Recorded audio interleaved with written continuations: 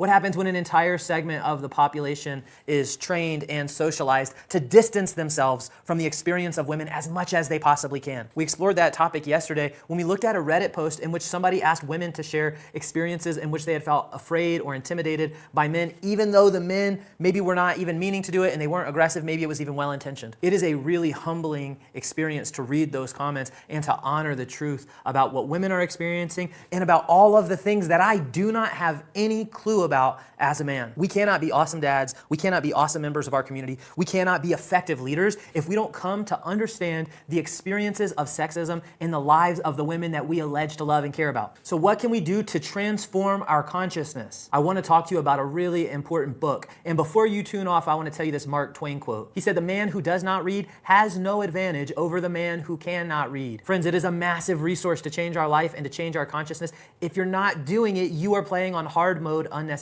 Okay, so I want to talk to you about a spectacular book called Down Girl by Kate Manne. She debunks the idea that misogyny is about hating women, right? A lot of people think that that's what it's about. It's really not. She just gives this amazing analysis that shows that what's really going on in misogyny and sexism is this. It is about entitlement, devaluation, and subtle systems that protect men's comfort at the expense of women's safety. What the book really shows is that as men, we minimize violence and oppression against women, not because we're evil, but because this entire cultural machine has trained us to see this violence as normal, as acceptable, as no big deal. And because it's not actually happening to us, we just see it from the outside, we have been trained to minimize it. And so if you are a man who is serious about no longer contributing to this cultural machine that normalizes the violence that so many of the women we love and care for experience, reading this book is how you start to be a part of the solution. If you've ever thought, well, that's just how guys are. Well, she should have left sooner. Well, that might be problematic, but it's not abuse. This book is going to challenge you in the best possible ways. You will come out of it a better person than you were at the beginning. I recommend Down Girl to almost every man I coach who needs to transform his relationships with women. It's not savior energy and it's not shame,